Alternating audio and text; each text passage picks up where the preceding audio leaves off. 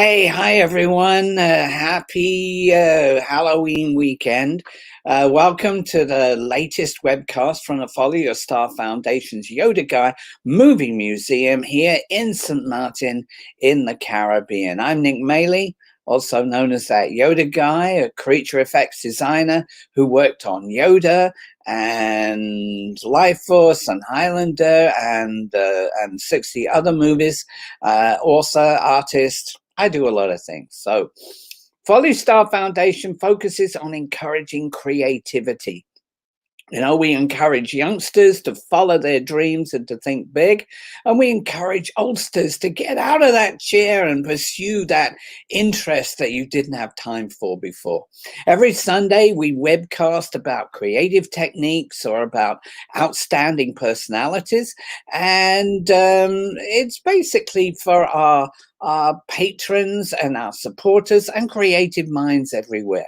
So today's panel features Alan Hops. Alan is a haunted house specialist, and this is in keeping with this weekend's, special interest. He's a mask maker, and I think this panel is of particular interest to beginners. So many of the panels and things that you see are aimed at quite sophisticated techniques, whereas Alan is focusing on cheap items that are easy to get hold of and techniques that are fairly basic that allow you to make things with minimal cost and minimal equipment. So get your notepads out and get your hands dirty, because this is where we start to bring together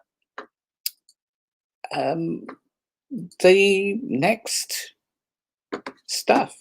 Here we go.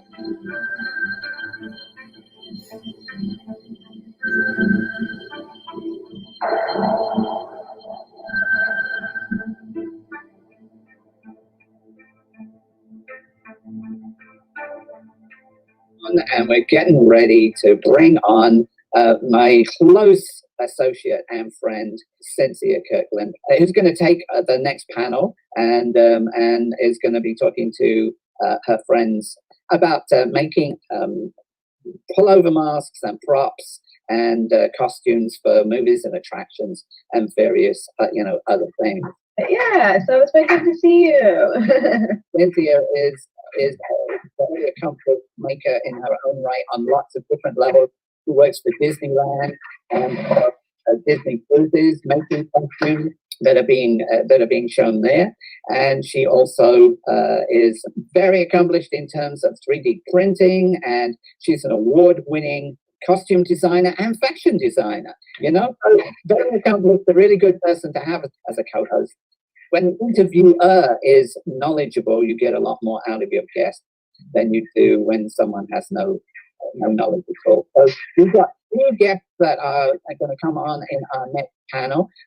You know them a lot better than me. Please tell us about them. Alan Hops, he's part of Stiltbeast Studios, as well as the Darkest Hour Haunt in Texas. He's from Plano, Texas. He's done incredible work with just attractions and haunts across the nation, along with his team, including seamstress Stacey Hawkins. So he's a really incredible resource for anybody who wants to just get involved with Halloween and the haunt industry. So he also does classes for people who want to be scare actors and things like that. So he's incredibly just supportive of the community and wants to bring the community to just the general public. It's really incredible. Let's bring Alan on and see where we go from here. Hello, Alan. Hi How there. are you doing? I'm doing great. Doing great. Yay. Fantastic. Yes. Yeah, I heard we were going to have Stacy on, but I did hear that she was going through some surgery recovery, so I wanted her to rest. But I'm so happy to have you on. I know how busy are you right now with the haunt industry as far as, is the entertainment coming back right now? I would love to, yeah. Of course, for every industry, it's a very weird time. But right now, for the haunt industry, it seems to be almost a 50-50 split. 50% of the shows are actually going to open up and make some adjustments for social distancing and whatnot that we have to do. And then 50% are just kind of closing in the interest of public safety because the cost of altering your attraction that much may not make sense this year. Yes, then that's pretty much what the consensus I've had. And as far as what we are curious to do, since a lot of people are staying more home to do their haunts and work and things like that for social distancing, I think during this panel, we'd love to bring your work and your expertise to people who are wanting to start creating in their homes and creating haunts and things like that. So you do a lot of work as well with like training, or at least like teaching people how introduction to being a character as well, don't you, with classes? I do a lot of training and teaching on many levels. I have a DIY YouTube channel for mask making and prop making and general haunted house stuff. It's kind of like a library of techniques. If you want to do something for your haunted house, you can go there. Video. That is Stiltbeast Studios, like a beast on stilts. I make a lot of stilt costumes also. So Stiltbeast Studios is the name of that YouTube channel.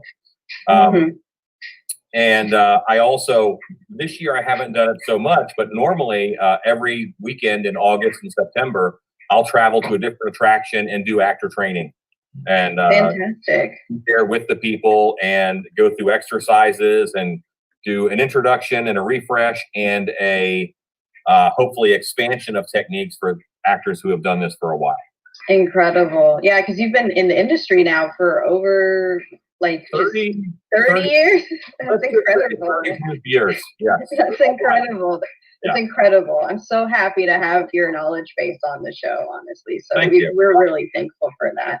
What I'm going to do is I'm going to start to give you guys a bit more space on screen, and Cynthia's going to be handling this particular panel. I might jump in periodically if I've got some questions, and I'll be popping up some of your papers along the way.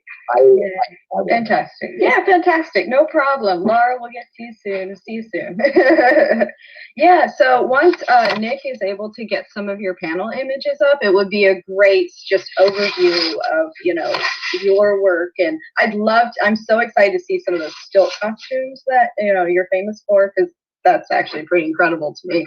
So, and do you do work for Universal in Orlando as well during some of their events? Where are your big hotspots for providing your work to? Well, it's all over the country. Any place that does a haunted attraction. I have sold costumes to Universal, masks and costumes. I haven't done actor training there. They handle a lot of things in-house in that regard. Frankly, a lot of the techniques that you use for most shows around the country are just blown out of the water with the volume that Universal does. So it's a whole different kind of haunting as far as that goes. That's but very true. As far as where my work is seen, you have a decent chance of running into it in almost any large haunted attraction that you go to.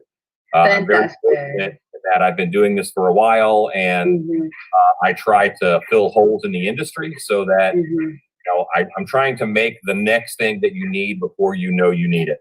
Yeah, it's incredible. And like I said, your name is pretty prolific. I mean, my coworkers at Disney actually were the ones that pointed me towards Stacy and your company as well. So I was like, this is incredible. So yeah, you have quite a prolific following, let me say. Yeah, so let me see where the images are. I apologize for the delay. Nick, oh, there they are. Okay, thank you so much. Okay, and okay, it's hard to tell what you're looking at there, isn't it? It's a ball arm. I see exactly what it is. And this is actually pretty incredible for our audience to get to know how would one build a prop like this? And like, this is such, I think, a good introductory prop for people who want to do some thrifting or something.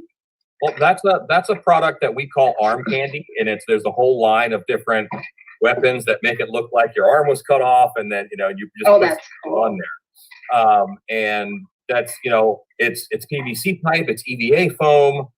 There's some plastic components, but because it's meant for haunted attraction use, it just has to be built in a way that it is almost bulletproof. Nice. And, so it's EVA foam and lots of contact cement. It's a shell hardener that we put on. Yeah, incredible.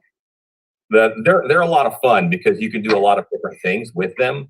Once you make the first one, it's kind of like, oh, and we could do this, and we could do this, and we could do this, and it kind of cascades into, I think we have 8 or 10 different types now. Some are a little more character specific. There's a knife hand that you might have that might look familiar from The Walking Dead. One of the characters, Merlin, there had a knife hand, so we did one similar to that. That's incredible. Cosplay that and not have to make it themselves.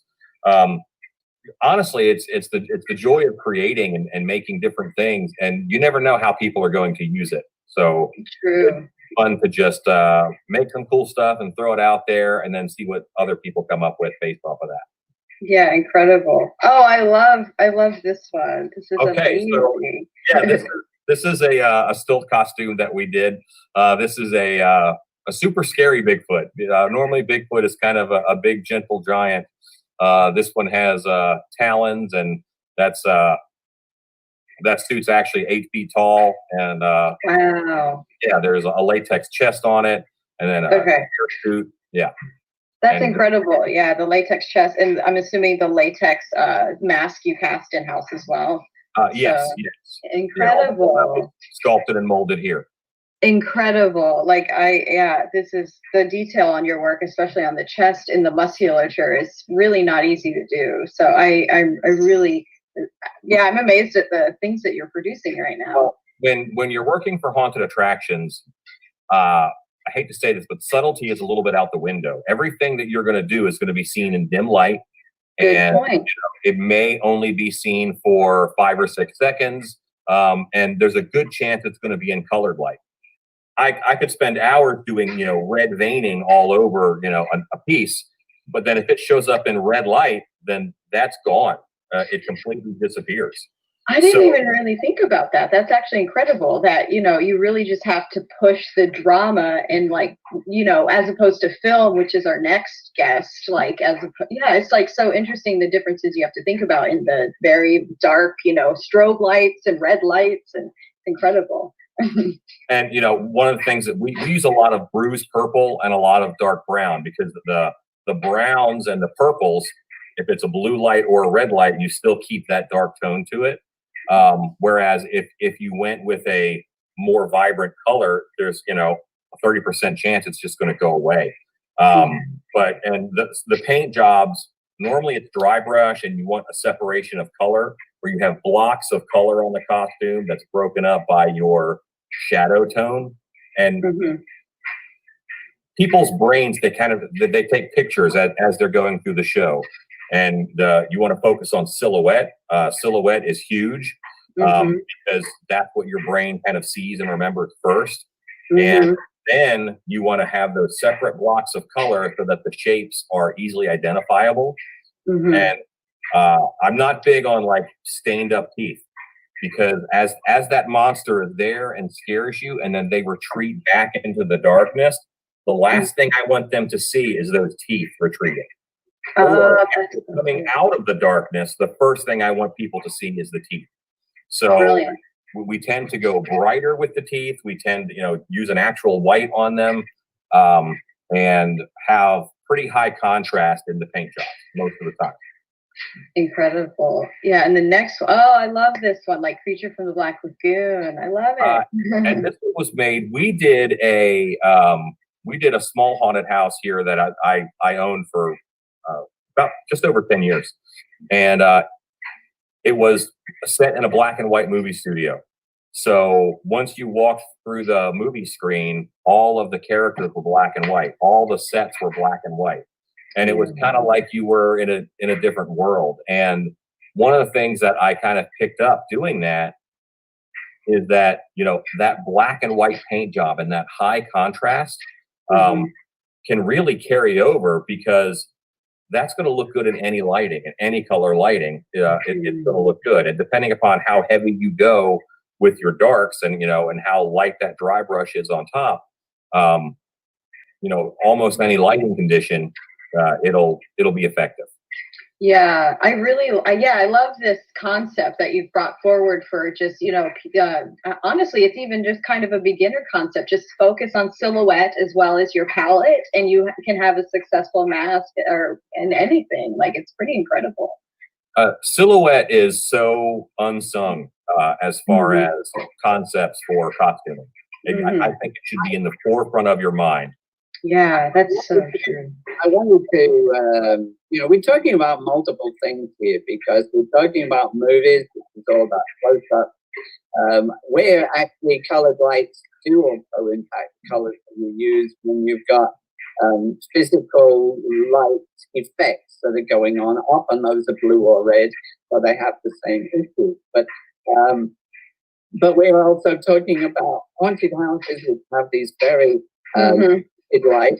We're also talking about making stuff for Halloween where people are walking, you know, down the street. And this looks to me like it's a latex all over mask, or is this a sculpted physical piece that just lurches out of the darkness?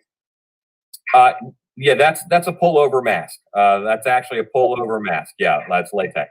So help us here, help the people who are getting started. Pullover masks are really the easiest way of someone to get started with physically making something safe for Halloween, because you're not worrying about glues, you're not worrying about sticking it to faces and other things. Give them a rundown here on how you make a pullover mask. So what I recommend for anybody starting out is start with a latex half mask, because in order to make a full head mask like this one, you need a 2-piece mold, and there's a little bit of complication to that. There's a learning curve on it, and getting familiar with the materials and the processes by doing a 1-piece mold is helpful. So a latex half mask, you would sculpt in clay, normally on an armature of a face, and you use that armature as a guide map, as a road map, basically, to build up your features. You know, you're going to do cheekbones, you're going to do brow ridge, you're going to do ears, and all of those land in the right spots. So, you know, that's why you kind of want an armature. Now, you don't need one, you know, with a pair of calipers, you can take your measurements and make sure that you're going to be able to see out of the eye holes and all that. You can do it out of a mound of clay, but it's a little easier with an armature.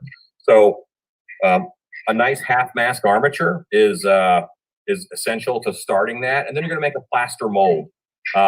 What you will see in the hardware stores is going to be like plaster of Paris. And I don't recommend that for plaster molds. You'd be better off finding a pottery supply store and getting a type of plaster called Hydrocal or Ultracal 30. Those plasters work great. Ultracal 30 or Hydrocal plaster. Those two plasters work great for mask making. The whole process is that you take liquid latex, casting latex, and you pour it into your plaster mold. Once you have, you know, made the mold over top of your sculpture, you take the clay out, you pour in the latex, and then the plaster is actually going to wick the moisture away from the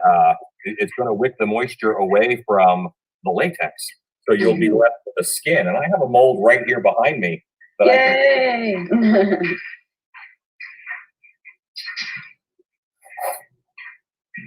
This is a half mask mold.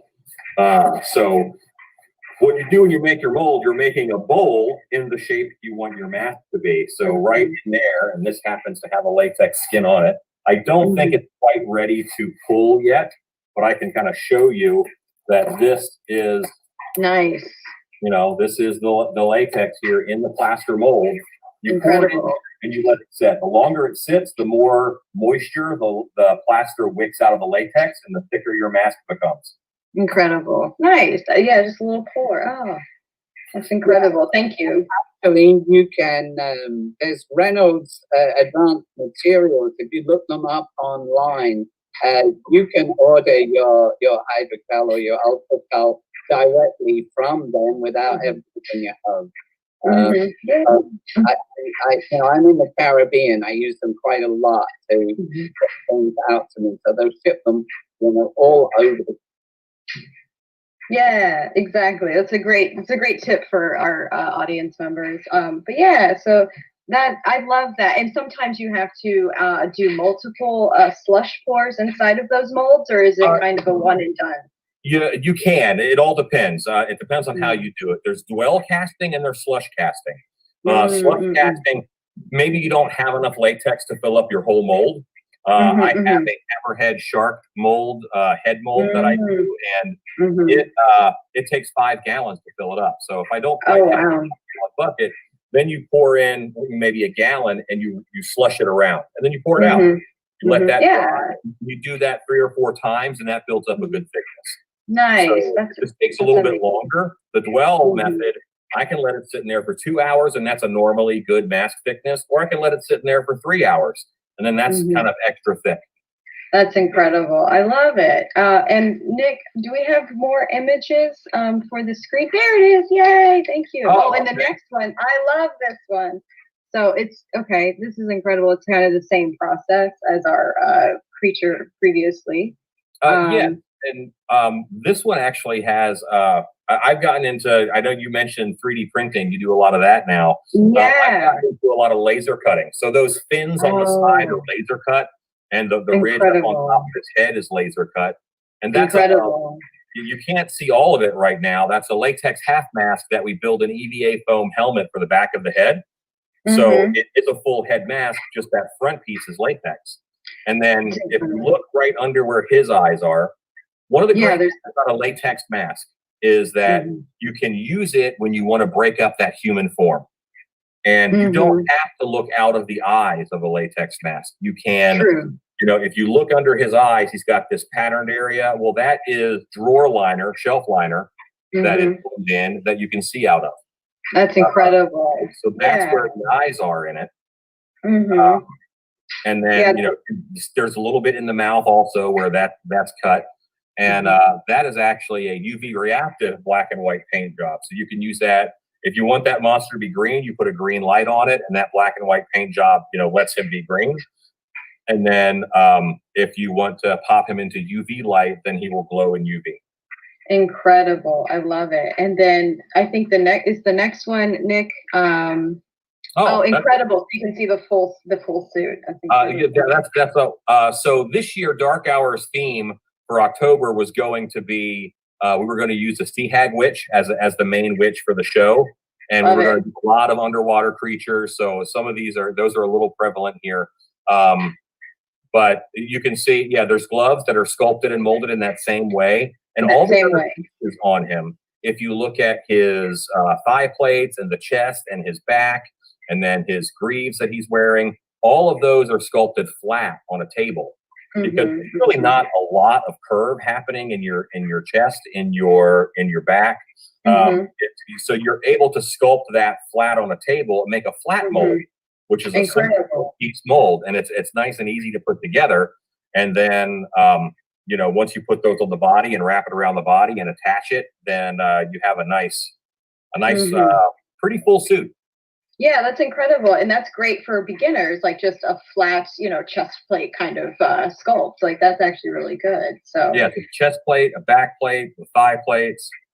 Okay, so this is a nod to Frankenstein that I did a few years back. And once again, it's a latex mask, sculpt and mold. And I have a huge love for the classic monsters, Frankenstein, Wolfman, obviously the Creature from the Black Lagoon. Probably especially Creature from the Black Lagoon, because in my brain, that's the first full monster suit movie. For that, it was, you might have an alien and he's in, silver pajamas with a mask and gloves, or the Fly, which has the big fly head and one fly arm, and then a lab coat. But the creature from the Black Lagoon, it was every inch of his skin was monster, and it surpassed being a guy in a suit to me, and that's a monster. That's what a monster is. And I love to go back and redo the classics, and a lot of stilt work that I do, like I said, leads into, I make a lot of Frankensteins, I make a lot of big werewolves, and Frankenstein is just such a fun character to play as an actor. Now, switching hats from the creator to the actor, because there's this childlikeness to Frankenstein, of this curiosity. He's kind of new to the world, and that is a huge thing that you can play on as an actor.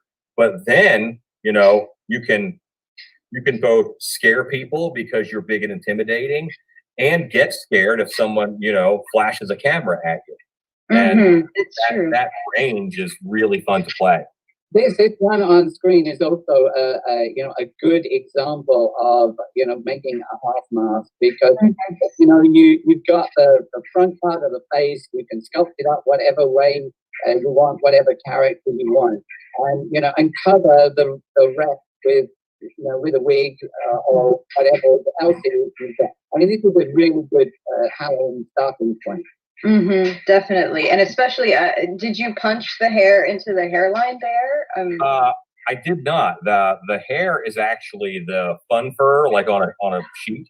It's incredible. Yeah, it's actually grizzly fur from Monterey Mills. And when you put it on top, just you style it so it comes down, and then it does. It has a nice look. Frankenstein. He's got a great head of hair, and it's a very particular styling that accentuates that flat head. Yeah, I love it. And actually, speaking of faux fur, the fur elements on this mask, I'd love to know more about those as well. So how did you sculpt the fur around this face here for the Minotaur? Okay, so yeah, this guy, there's actually several different types of hair work going on there. There is a fur cowl made for it out of the black fun fur, shag fur, which it has a 3.5-inch pile length. And so that's the bulk of it. And then where that meets the mask, there is long hair laid in that is glued in. And to glue that long hair on, and I use the hair extensions that are all sewn together in a hair weave. Fantastic. That's what I normally use, and it works very well. You can do all the, it's just like shingling a house. You start at the bottom and you work your way up, and then the last layer you glue in, and then you cut off that sew strip so it blends in a little better. And then on this guy, on top of that, I added flocking. So I flock all of the muzzle and around the eyes and things. And it all blends in kind of nicely. You can go back with an airbrush and paint all of the hair. But we wanted those beads in it, so that needed the long hair. I wanted the realism of the short hairs up on the muzzle and stuff. So yeah, it's great. The horns are made of EVA foam, and that's what I was going to ask you was about making the horns. The horns are made in EVA foam. I normally make an aluminum foil sculpture of exactly what I want. I cover it in tape. I cut the tape off, and that's my pattern. And then I can pattern right here. I'm working on a Minotaur right now. Let me pull that over for you. Oh, cool. So this is a Minotaur mask, and you can see the ears are EVA foam. They're a 5mm EVA foam, and then the horns are these are floor mats from anti-fatigue mats. Oh wow! And then because of the Minotaur, I wanted to beef up this. This is the same sculpt actually as that goat that you just saw. Oh, okay. And so this is the same sculpture. Those heads are similar enough where if you change the horn style and the hair, you can get away with doing a lot. But it has this cap on it that is contact cemented down, and you get very stable horns without a lot of wobble. And then I'll cover these in liquid nails and sand that, so they have a hard plastic coating on them. That's incredible. If anybody's curious about some of your current builds, we'll link them to Stiltbeast because that's incredible. Yeah. So, and then the next one, Nick, let me see. Oh, cool. Yeah, a Gravedigger. This is a Gravedigger mask. We created this for an icon character for someone. We did a very specific version for them. And then, we'll use that same mold to make other characters. And this is one that we made from it. And this is a costume that we sell on our site. I think it's $300 is my recollection, where it's the jacket, the shirt, and spats. And what's fun on these guys is the custom top hat, because the top hat is a full 12 inches tall, which actually makes it very intimidating. But you have to make the top hats custom, because once you have a regular human head, then you put a mask on it, no hat fits. That's a good point. You have to make it, and the hat is EVA foam as well. Yeah, that is such a good point, because anytime you're a novice in building a mask, and then you can't find a hat for that, so that's a good point to make. And I think let me see, Nick, the masks on there we go, fabulous. Yeah, that's it.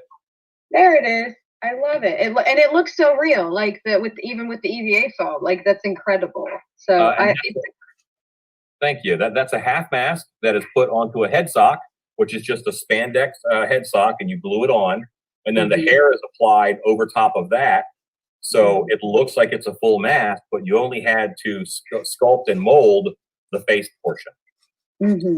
Like Nick said earlier, you can put a hood on, you can put hair and hide the back of it. There's really only key things that you have to make and sculpt in order to present a nice full character. Yeah, incredible. And the werewolf. Okay, now I'm gonna ask the question again. Is this punched at all? Do you do any? I'm always curious about the fur fabrication. No, it's not punched. That's incredible. And the reason why it's not punched, haunted attractions don't have the budgets on the same level as film. Okay. They don't have budgets on the same level as theme parks most of the time. So this is, in order for me to get a werewolf mask out like this in the $250 range, $200 range, the hair is glued on. If I took the time to punch it, then that would be $1,000 mask, like you see with silicone masks. That's true. The hair is all glued on with silicone caulking. Silicone caulking is a tin cure silicone, so you want to make sure it's on the outside of a costume or whatever. You don't want it up against the skin. Only platinum cure silicone can be up against the skin. If it's FDA is one who approves besides that. But platinum pure silicone is what we glue it on with. And that is actually caracal wool from, I ordered that online from a place called The Woolery. It's a nice coarse wool hair that I think looks great on werewolves. It's creepy. I started my career out in theater as actually teaching stage makeup. And a lot of these techniques are really very similar to that, because you're projecting, instead of projecting the image through poor light, you're projecting it over a bigger distance. But even on movies, on werewolf movies, I can tell you that a lot of the time, the punching of hair would only be the last inch or so. Gluing hair on takes a fraction of the time, and in a lot of cases, it works just as well. Chewbacca had basically a knotted hairpiece that came right over, and then they glued hair, and then there was punched hair. So it's really, time is always important when you're making a movie or anything else. And so, I'm just throwing that comment in. No, that was a great comment. As far as, like I said, I'm always just curious because I don't know too much about FX. I know what I know, but yeah, sometimes I'm just always curious. Like, you're right. Like, people always push, like you have to punch the hair. It's so real and all this stuff, and it's professional. But really, you're achieving an incredible effect just with the resources and the budget that the project requires, and the wool hair is incredible. Oh, these are cool. Oh, this is so cool. So remember I mentioned laser cutting. Most of these are made with EVA foam laser cut parts. Wow. So almost all of these are EVA. They might have like a skull mask shell that we add on to. And so in March, I made a split decision to do some. I've done an apocalypse series for a while of masks of this type, and normally they're all rusted out and brown and rust colors. But we were just hitting where COVID was coming up, and COVID was shutting things down and causing problems. And I wanted haunted attractions to be able to have characters that they could make relevant social media posts.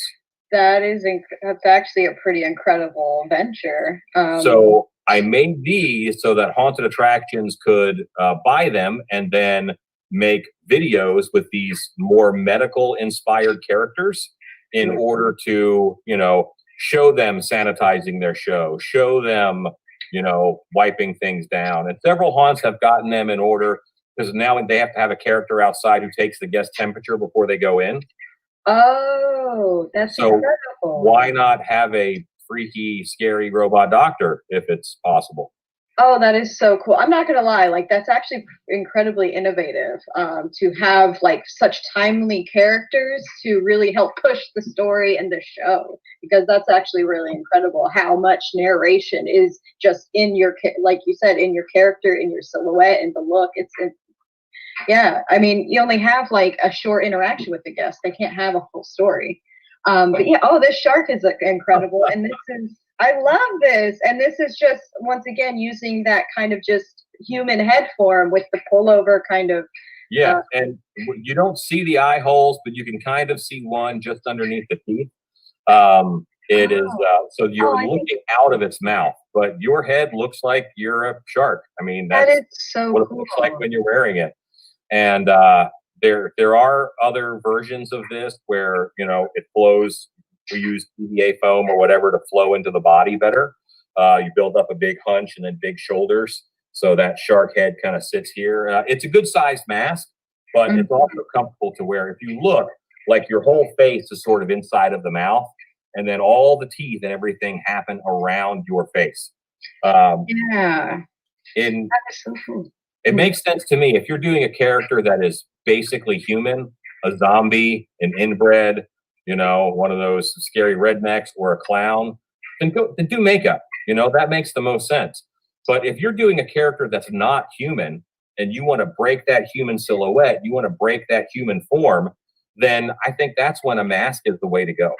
Mm-hmm. Yeah, you're right about that. I didn't realize like how, once again, when it just comes to like, I mean, we want to say pullover masks are simple, but you can really dramatically alter your silhouette.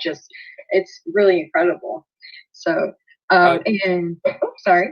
No, it's all right. You can alter your silhouette as well as, get some great secondary motion depending upon what you put on that, If you do this scary bird creature and you have some nice, black peacock feathers coming off of it, then you do one motion with your head and then you get all that background wave. Oh, that's true. Motion, it makes the character bigger. It makes the character more animated. And it's just a way to get more out of your performers by adding those things on and really stretching and pushing beyond the human silhouette that we're all given.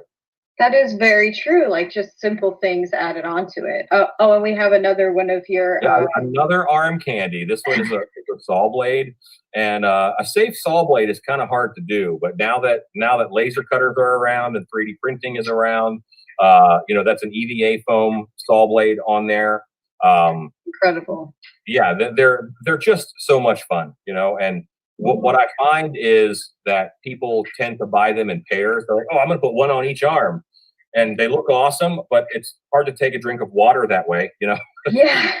Tuck an arm underneath and then get your drink of water. And anything that will make an actor get out of costume in order to perform functions, like drink of water or whatever.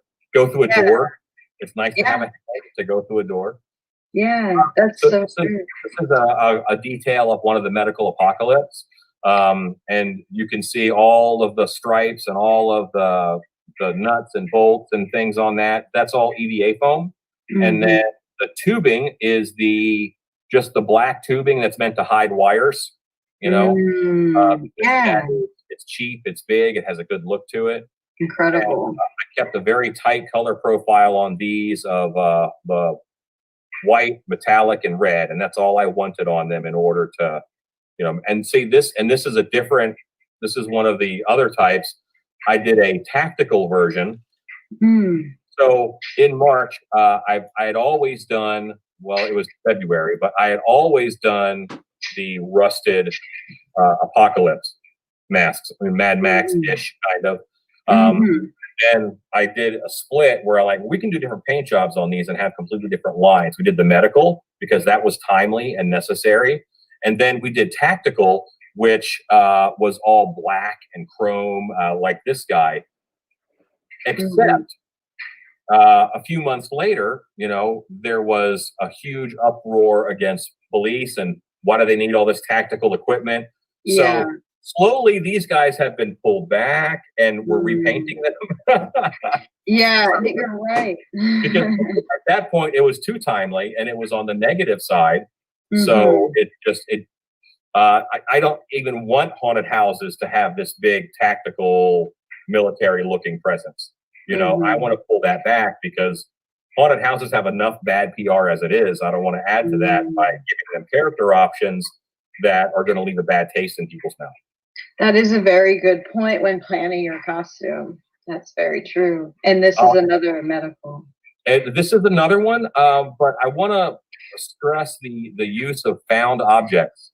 Yes. You know? So on this, there is bottle caps. There is, you know, all kinds of little plastic pieces from packaging.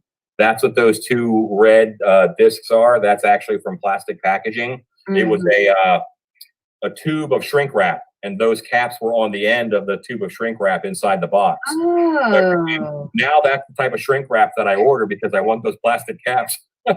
That's awesome. Those are great caps. Yeah, they look good, but there's a thought process that I call paper doll thinking, where you can look at an object, imagine it chrome.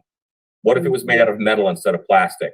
Imagine it, you know, and just do different overlays in order to make that thing what you want. And that's how I determine usefulness, is I'll look at something and I'll paper doll think it into a bunch of different things. And then is that item of value to me? I'll store it or I will, you know, toss it depending upon that outcome. That's a great way to look at found objects and pieces. Oh, this is a great mask. Okay, so yeah, this mask is called Piggin. This is a mask that we originally made, and this is actually sculpted by a friend of mine here at the studio. This was his first mask he ever sculpted and molded, and so he came down and did what we call Monster Camp, where people who want to learn can come to my studio. It's a very intense 3 days. There's 12 hours on Friday of just sculpting.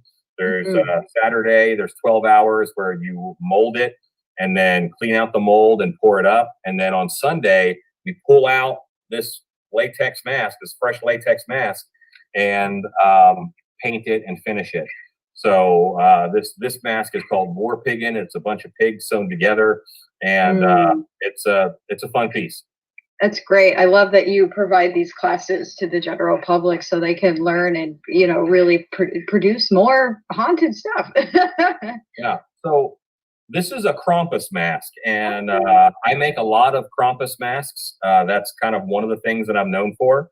And again, this is that same type of hair, that long hair weave hair that I have airbrushed white.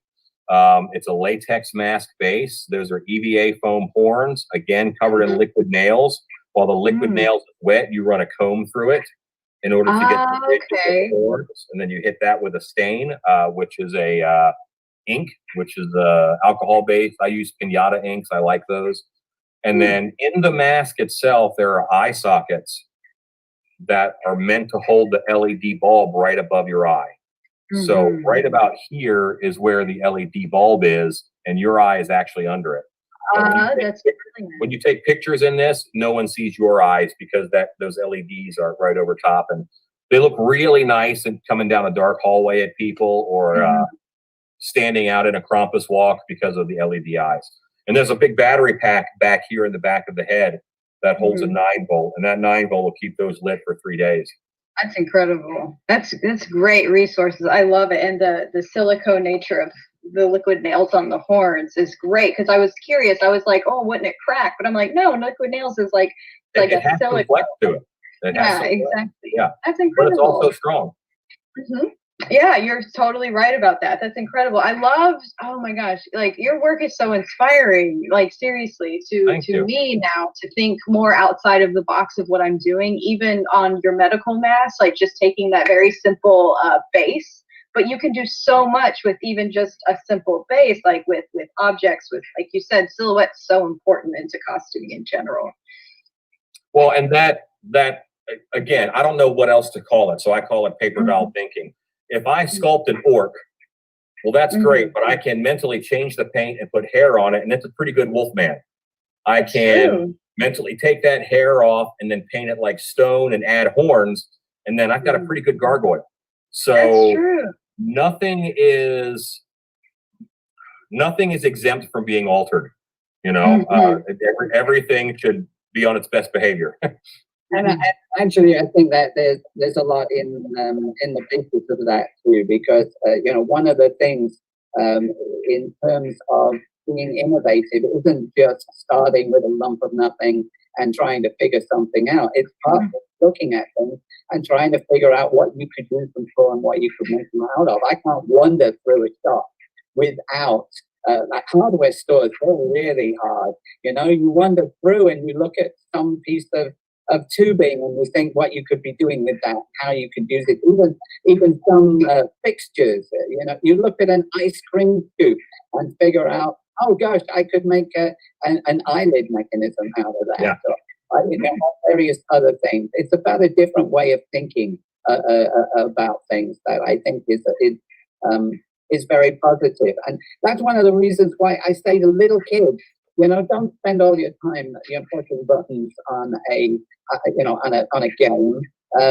Take the packing from the polystyrene that just came with the new radio or the refrigerator, and figure out, you know, what does it look like? You let your imagination run wild. Make a, you know, turn it into a boat. You know, make your own toys. You know, because you're learning to create things with your hands and with your minds much more than you are by playing some computer game where all you're doing is going through something that someone else created. And that concept, I say, produce more than you consume. If you're sitting there in front of a video game, then you're consuming that product that someone else made. And I try to spend more time making things or creating or outputting content as opposed to inputting. And you have to watch a certain amount of movies or television to stay current with the world, you know, a certain amount of news. And when I say news, I don't mean politics, and I don't mean what's going on in the world. I mean what new materials are out there. You know, there's blogs and things that you can follow to what new exciting material is out there, because then what can you do with that? But it's you should produce output more than you input, in my opinion. Right. Something that develops the mind and opens up new doors for new creation.